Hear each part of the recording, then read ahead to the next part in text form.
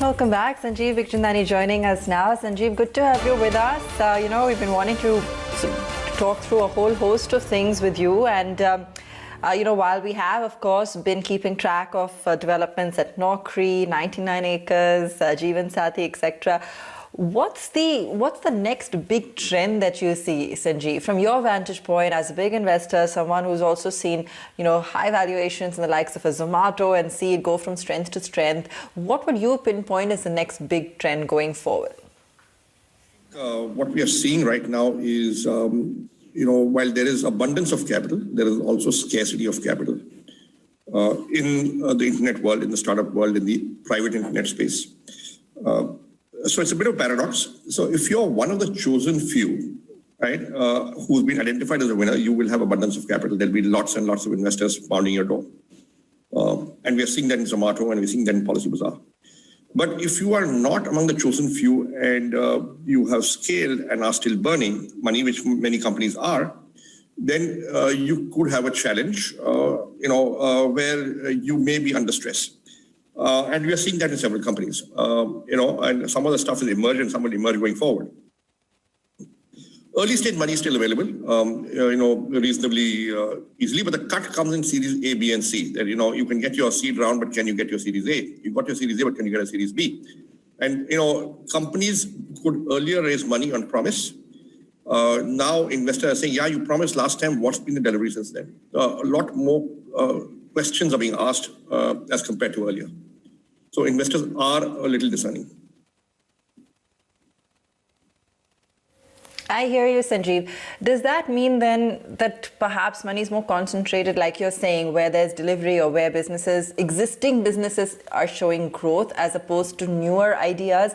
There has been, natural synergy or organic growth in the likes of EdTech, for example, on the back of the kind of scenario we saw evolve during the last few months. But going forward, where do you see the disruption, if any? Well, I think EdTech is getting a lot of traction, and that traction it's getting from investors is based on the fact that EdTech is being consumed more by consumers. So there's real performance. Now, there may not be profit, there may be some revenue, but not profit, and that's fine. Hopefully, profit will come sometime in the future. That's what the investors are betting on. The early stage money, like I said, new ideas are still getting funded, but early stage companies don't consume that much capital. The big capital, if you look at the last maybe 5, 6, 7, 8 years, the big capital in tech startups went into not more than maybe 60% of capital, or maybe 70% of capital went into maybe a dozen companies, be it a Flipkart, be it a few others. So if you look at concentration of capital, it is around the big companies that are, need the money, that are doing well, and which investors believe are the winners.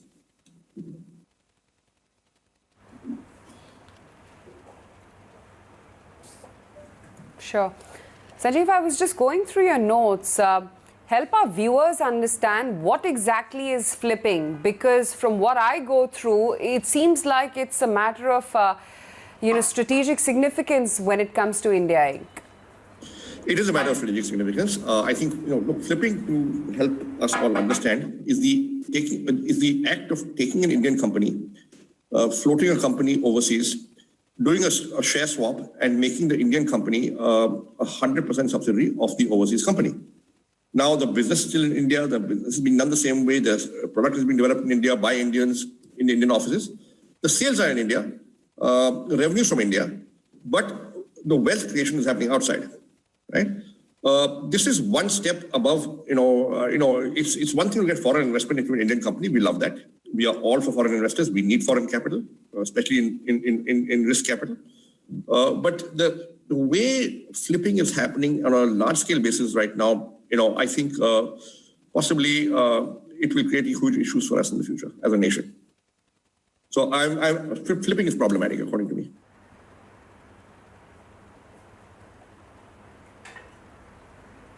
So how many companies have flipped, quote unquote, in the last 1 year or since the breakout of the pandemic?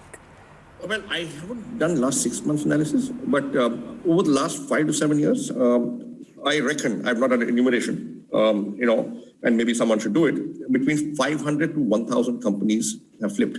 And understand one thing, only our best startups flip. because they are the ones who are wooed by overseas investors who are nudging them to flip. Okay. Now, if 500 have flipped, and like I said in my earlier note, and say 2% become as successful as Naukri, and 0.5% become as successful as Infosys, right? That's a future loss of 17 lakh crore rupees in market cap, as per today's stock market prices. Now, in the early 80s, HCL and Infosys were startups. Now, imagine if they'd chosen to flip at that stage. We would not see the future of the IT industry and capital markets the way we see it today. We would not see, this kind of market caps happening in India today. And that is of some concern. I think it should be of some concern. It's of strategic significance. A lot of our future value creation will happen from the startups that are flipping. So you have income from India and in India, but you have wealth from being parked overseas, all of it. There's no resident shareholder in the Indian company.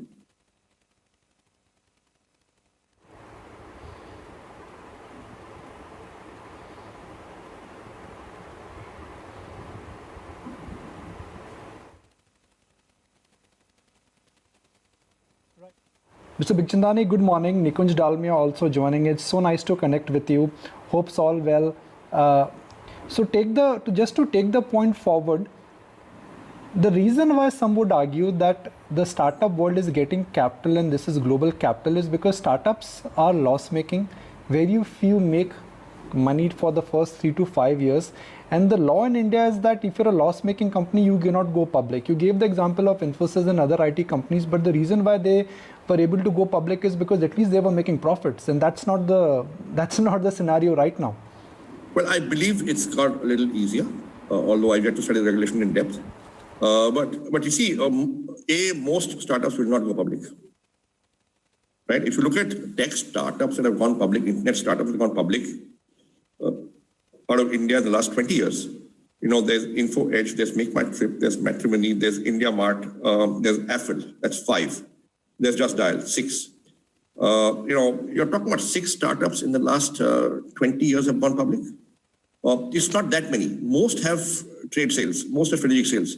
The point is that you have, and secondly, if it's bureaucracy that is driving this, then obviously rules of us must change. So I'm not saying ban flipping. I'm saying create conditions where flipping does not happen. So there has to be a package of incentives and disincentives, both. Remember, you're losing data, you're losing IP, and you're losing shareholding, ownership as a nation.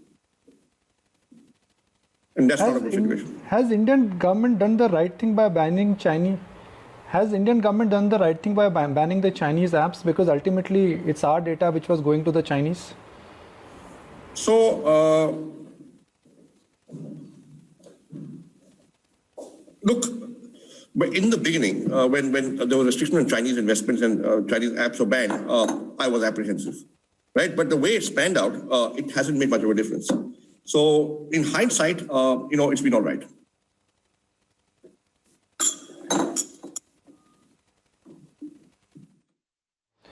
I'm going to now perhaps request you to pour in your experience. You incubated Naukri.com. You understand the importance of online job portal 20 years before. That time nobody saw it.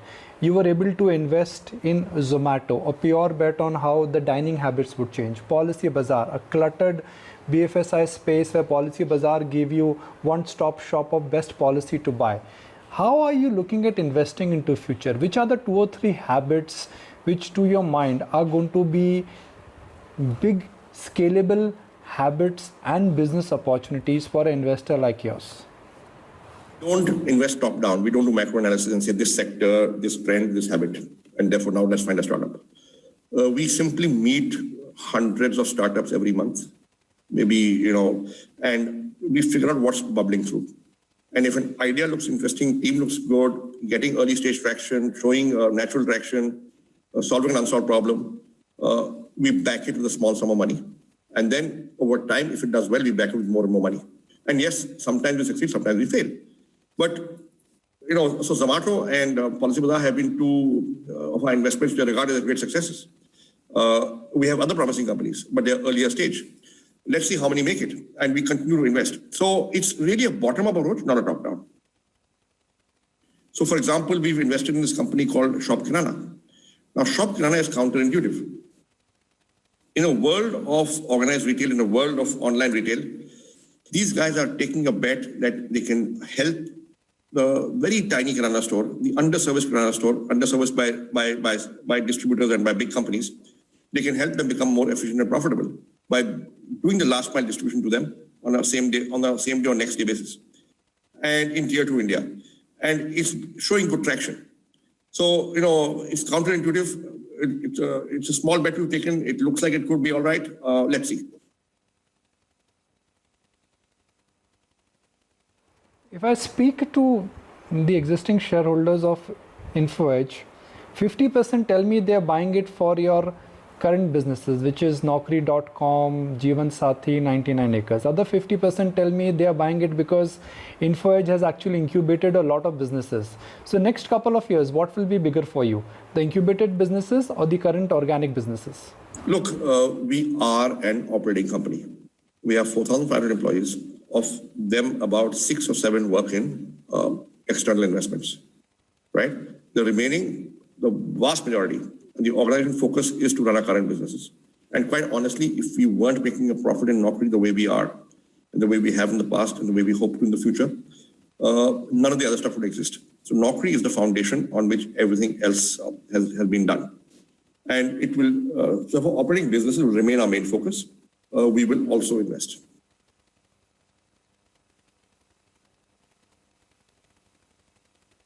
Okay.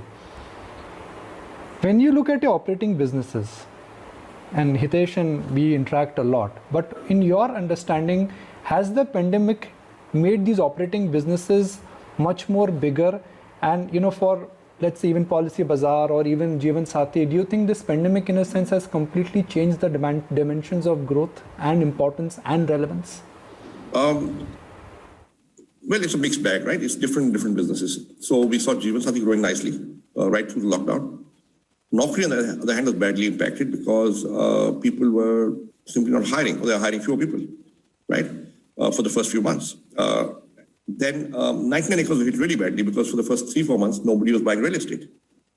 Okay, but now things are coming back. But yes, it has taught us a lot. If you'd asked me in February or January, hey, do you think you can work from home? And I would have laughed at him and said, no way. We are a line of sight company. We work in teams, we work together, we work from office. We actually went to work from home about 10 days before the lockdown, before the government even began to talk about work from home, because we figured that it's probably coming. And we had, we had people we had moved 1 or 2 people from our CSR team.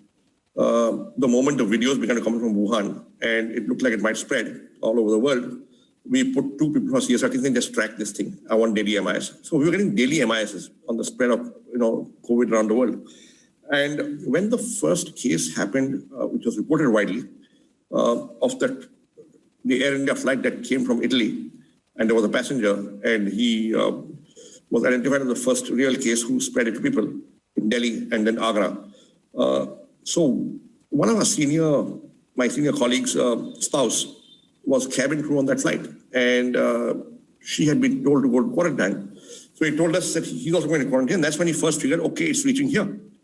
And so we went into work from home 2 weeks before the lockdown, 10 days before the lockdown, and I think I've been pleasantly surprised by work from home. I had thought it'd be very hard, but it's been fairly seamless, and we are able to do almost everything from home and do it pretty effectively. Now, that does not mean we'll not go back to office when the pandemic recedes, when COVID recedes.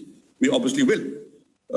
But we have been pleasantly surprised. Our salespeople who was doing 2-3 sales calls a day, prior to the pandemic, now on video, they're able to do 10 or 12 sales calls a day.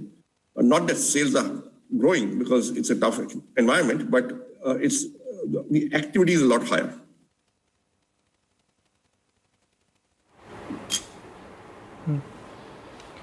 Last decade, in a sense, has been dominated by the US tech giants in terms of advertising, in terms of cloud growth, in terms of our daily life and the data sharing. How do you see the dominance of the top 4-5 US firms moving in this decade? Are we in for a big breakdown there? Are we in for very strict laws for data sharing? What will happen to that end of the economy or that part of the world? That's that's kind of hard to predict. I mean, there's a lot of activity and talk there. I think governments and public are concerned about increasing concentration of power and data, with a few companies. So these companies, I think, if they want to stave off restrictive regulation, will have to openly declare policies which demonstrate that they're going to be responsible, right? Otherwise, there will be increasing public pressure to put restrictions on them. And beyond the point, that pressure may be hard to resist.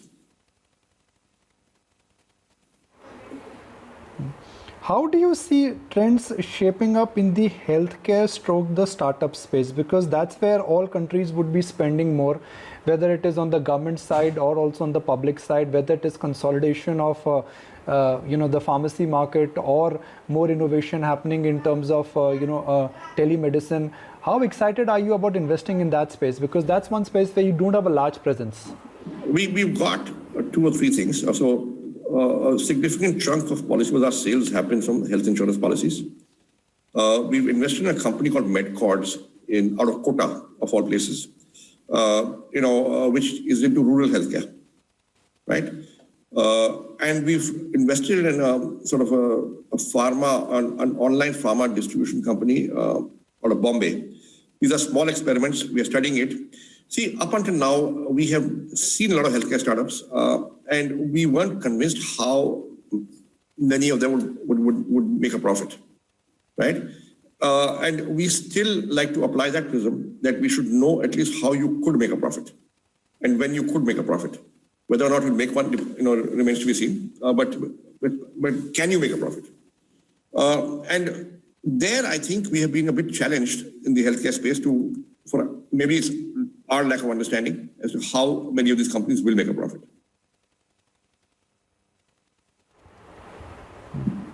How many startups do you always examine for investing, and how many startups do you actually say no to? Because your list of no is far greater than the list of yes. Yes, of course. So we've invested about 30 to 35 startups in the last 13 years. We must have seen about 7 to 10,000, right?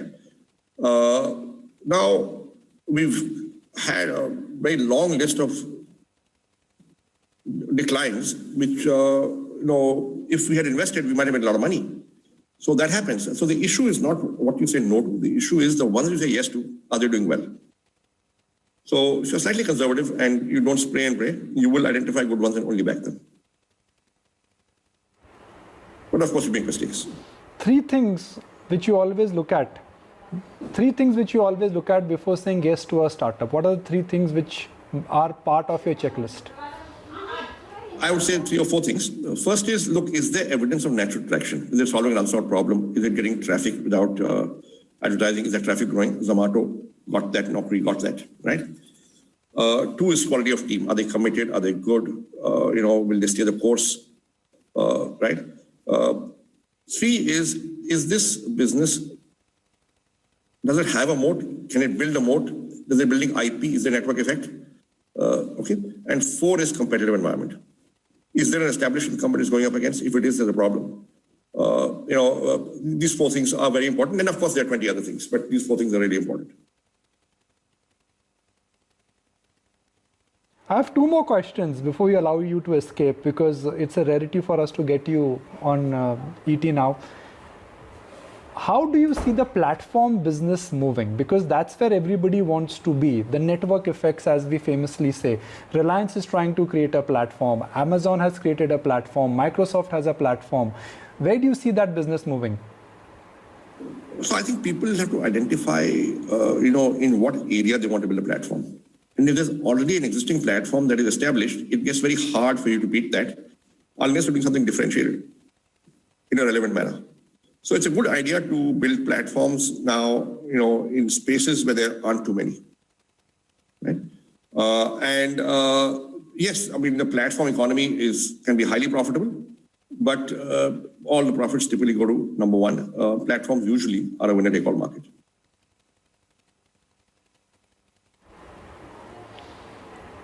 Do you see disruptive trends in the unorganized market? Because the common pitch is that India has a very large unorganized market. The platform players and organized players will eat into all. The Kirana guys will find it difficult to struggle. The Nukkar chemist shop will not survive. Do you think we are staring at very large disruptive trends in the unorganized space because of technology, digital and platforms? I haven't seen too many unorganized shopkeepers. Kirana stores go out of business because Amazon came in or Flipkart came in or organized retail came in, right? I mean, 1.3 billion and growing, it's a large economy. The unorganized sector guy also adds value to his set of customers in his microgeography, right? So as long as he can keep adding value and as long as he adopts digital. So for example, this Dukaan Tech that's come up. There are 5 or 6 companies offering Dukaan apps, including one that we've invested in, DotPay, right? Now, as they are adopted by more and more SMEs, SMBs, small shopkeepers, they will find, I mean, they are finding tools by which they can compete with online and with organized retail. So I think, I see an evolution in India. I don't see a revolution.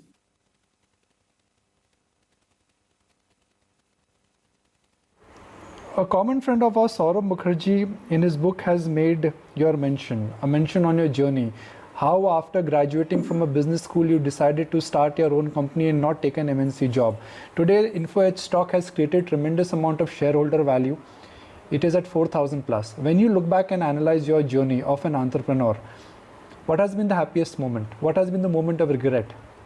Well, I think the happiest moment is when a customer tells you that, look, he benefited from your product. A happiest moment is when an employee or a long-standing employee tells you that, listen, I love working here, right? A happy moment is when investors tell you, listen. So I'll tell you, my happiest moment with an investor was when it was a blue chip US-based shareholder, New York-based, who said, listen, you're getting a 25% premium on your stock price because of corporate governance. You are so well governed that people just buy your stock and they go to sleep, and they don't mind paying a higher price because you have built a reputation for corporate governance, and I think that makes us proud. The market cap of InfoEdge is 56,000 crore, nearing $10 billion. What's next now for InfoEdge as a company? What happens in the market is a function of market dynamics. But in this decade, what is your vision for InfoEdge? I think, look, we run the business, and we, market cap goes up, it goes down. We don't decide that. We don't influence that, except to the extent that we run the business well or we run it badly. So we focus on the business. Now, in the business, we see hopefully an acquisition or two, which is why we did our QIP. In the business, we see our 4 verticals growing, and we acquiring leadership wherever we don't have it, and strengthening leadership wherever we do have it. We expect our other verticals to turn profitable, not just Naukri. We expect to continue to invest in other startups. We expect our current portfolio of startups to grow and do well. So in the medium to long run, we hope and expect that we will own substantially or wholly maybe 4 or 5 internet businesses that are very valuable, with a pipeline of more building up. When I say very valuable, I mean in market caps upwards of $1 billion or a couple of $1 billion each. Really appreciate your time, and certainly hope to see much more of you going forward. Thank you so much. Thank you. Bye-bye. Well, let's